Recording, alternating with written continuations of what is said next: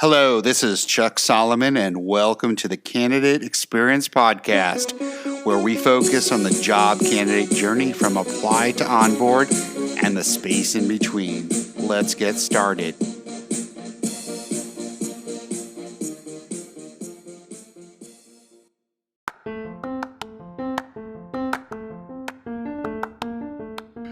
You care about the candidate experience, but have you ever wondered exactly how to bring your company to that next level and offer a world-class experience to your candidates? It's not easy. Fortunately, Candidate.fyi can help. Their solution guides candidates through your hiring journey, enhancing transparency and communication at every touch point. You'll also gain valuable insights on what's working and what's not with your hiring process. Best of all, it integrates directly with your ATS. Head on over to Candidate.fyi and see how to transform your company's candidate experience today.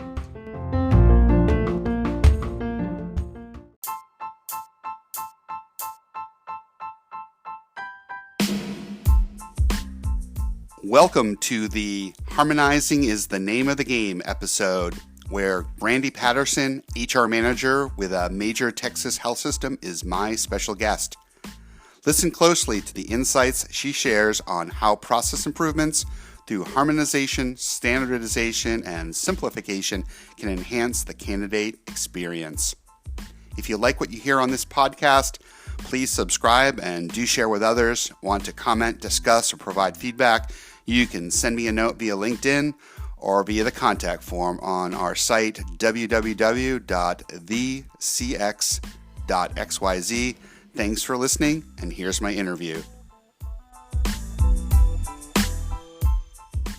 Hey, Brandy, how are you today? I'm good, thank you.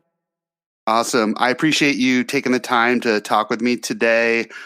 Brandy has great experience as a manager at a large hospital system in Texas, and I think my listeners will really enjoy what you have to say. So, Brandy, to start off, can you tell us a little bit about sort of how you got into this whole HR field? So, it really wasn't a planned route. It was something where this really turned out to be my second career. I started out right out of college in education and explored that for about 15 years and started working on my master's. And on a whim, I just knew that I wanted to do human resources. No idea why, but have really ended up loving the field and have really grown as a person and as a professional, and it's been very exciting.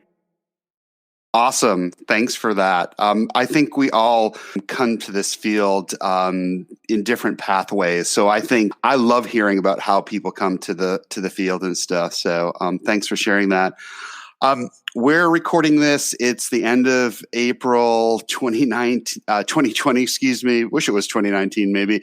We're all in the midst of this current pandemic and stuff. So, and we're recording this remotely. So, we're definitely 6 feet apart. So, I'll leave it to you. I mean, I'd love to hear a challenge that your organization is experienced and within some aspect of the candidate experience and what you did about it. And I'll leave it to you whether you want to talk about, the current health situation that we're in right now, or you can imagine what life would be if we didn't have this. So I'll leave it to you. So I think that the biggest challenge that a company has that maybe a lot of times is not something that we tend to look at, because we tend to look at more of the sort of the bigger, shinier objects, is from a foundational stance. The element of the job descriptions and how that feeds into everything that we do with whether it is the actual posting of the job, to bringing the candidate in and what is and isn't required for the role, to the career pathway that we set for our candidates once they become employees. So that I would say is probably the biggest challenge that that our organization has faced when it comes to that, because what we see is a lot of inaccuracies, right? Sure. We see inconsistencies in all areas of the process, and so really streamlining your job descriptions and really getting those to a good place. I think that's a huge foundational element that can really feed into an organization's success. Yeah, totally agree. Um, Here's a question for you. Are bullet points great, not great? How many bullet points are too many, too little? Do you have a magic number there? Oh, yeah, good call out. I think one of the big things that we've done is we've taken a step back and looked at this from really a process perspective. And when you look at it from a process perspective, what you can see is that standardization is really key, because it's really not about, a lot of times we think it's about a particular role, but really if you take a step back and you zoom out, you can see that there are things like, for example, essential functions, the caveat that we all love, which is, and other duties as required. Right. Having That's required, right? That's required to have in every yeah. job description. Yeah, it is. But having like that same legal statement, like right now, and I say right now, but pre the project that we've been working on, if you were to go into job descriptions before they were harmonized, you're going to see different types of statements all saying the same thing. So, really having that standardization across your system, and everything from the way that you title a role to the way that you to the way that you input your essential functions, to looking at the way knowledge and skills are tapped out, to even the minimum qualifications, because we look at it all upstream, like this is the job description, but then when you paint it from the downstream impact, you can see that if for example, if you have a minimum qualification that is in the knowledge and skills, then that's not going to feed over to your compliance department, who is checking the candidates before they come on. So you really have to have a streamlined process to make sure that all of your pieces are where they should be when it comes to a job description. I think I heard you say, and correct me if I'm wrong, I think I heard you say harmonizing job descriptions. Yeah, that's really the name of the game. One of the things that we've been working on this year is, from a harmonization and consolidation standpoint, looking at roles that we have where there may be it may be a mirror role to something else in the system by another name, and really look at those roles and create a more positive experience, really, right? Where your hiring managers, when they go into post a role, they're not looking at 50 jobs that have the same name. They're looking at one job. So, and I really think that helps the experience, not only for the hiring managers, but from a recruiting stance as well, right? When you're looking at everything from sourcing to bringing in the candidates to just looking at all of the pieces of the recruiting process. I think that if you're able to really have that streamlined experience where the candidate has clear expectations of what they know the role is about, the titling of the role, all of those pieces, that really provides clarity throughout the entire process. I totally agree with that. I think, and I read a lot of job descriptions in my day to day, and I'm amazed at like and after reading lots of job descriptions, like thousands probably in my career, it really takes me back when I see. I've read this twice and I still don't understand what they're looking for. And maybe that's the case. Maybe that's the case that the organization doesn't know what they're looking for. So, but I totally agree from a candidate experience. If you can lay out in writing what you're looking for, and someone can read that and clearly identify what an organization is looking for, that does improve the candidate experience. Yeah, I think another important point to this is that it has to start at the highest level. So when we Sure. looked at standardizing job descriptions, what we did was we looked at it from a template stance. So what should we from it, looking at the job description project itself, we had sort of what we call this phase one, which is sort of getting the what should the framework look like, and what should a job description look like, and so that was approved during phase one, and so really during this phase two, we've been able to implement those pieces, and as we are as a small team that works that their niche area is really writing job descriptions. Hmm. And what they're doing is they go through and they really look at those job descriptions and build it to that standardized format. But then they're also able to talk to, the managers, the people in the roles to understand what do these jobs really do. And so to your point, we're able to really provide clarity and look at it and go, wait a second, this job, this function doesn't really fit in with these others. And also, we have some roles that when we started, we had, 40 essential functions from things that had kind of been layered on throughout time that I think is a common thing that most organizations will find.